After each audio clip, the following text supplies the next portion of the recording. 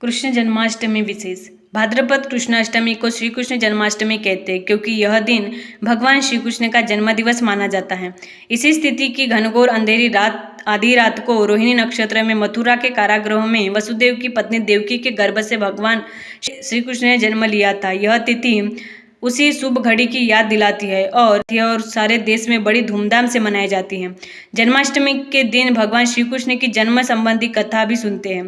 द्वापर युग में भोजवंशी राजा उग्रसेन मथुरा में राज्य करता था। उसके आतताई पुत्र कंस ने उसे गद्दी से उतार दिया और स्वयं मथुरा का राजा बन बैठा।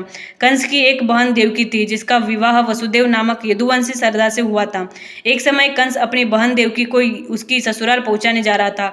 रास्ते में आकाशवाणी हुई, हे कंस, जिस देवकी को तू बड़े प्रेम से ले जा रहा है उसी में तेरा काल बसता है। इसी के गर्भ से उत्पन्न 8वां बालक तेरा वध करेगा। यह सुनकर कंस वसुदेव को मारने के लिए उद्यत हुआ। तब देवकी ने उससे विनयपूर्वक कहा, मेरे गर्भ से जो संतान होगी उसे मैं तुम्हारे सामने ला दूंगी। बहनों को मारने से क्या लाभ होगा।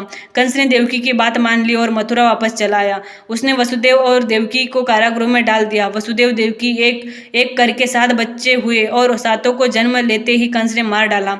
अब 8वां बच्चा होने वाला था। कारागृह में उन पर कड़े पहरे बैठा दिए गए। उसी समय नंद की पत्नी यशोदा को भी बच्चा होने वाला था। उन्होंने वसुदेव देवकी की दुखी जीवन को देख 8वें बच्चे की रक्षा का उपाय रचा।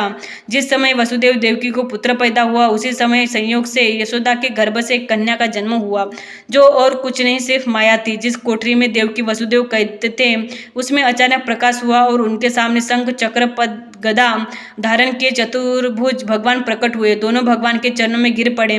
तब भगवान ने उनसे कहा, अब मैं पुनः नवजात शिशु का रूप धारण कर लेता हूँ।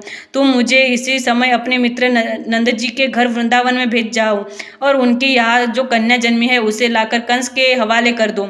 इस समय वातावरण अनुकूल नहीं है, फिर भी तुम चिंता न करो। जागते हुए पहरेदार सो जाएंगे। कारागृह के फाटक अपने आप खुल जाएंगे और उफनती अथाह यमुना तुमको पार जाने का मार्ग दे देगी।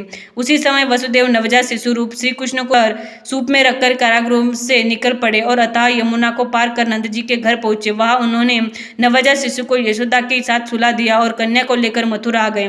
कारागृह के फाटक पूर्ववत बंद हो गए। अब कंस को सूचना मिली कि वसुदेव देवकी को बच्चा पैदा हुआ है। उससे बंदी गृह में जाकर देवकी के साथ से नवजात कन्या को छीनकर पृथ्वी पर पटक देना चाहा, परंतु वह कन्या आकाश में उड़ गई और वहां से कहा, अरे मूर्ख, मुझे मारने से क्या होगा। मुझे मारने वाला तो वृंदावन में जा पहुंचा है। वह जल्द ही तुझे में तेरे पापों का दंड देगा। यह है कृष्ण जन्म की कथा।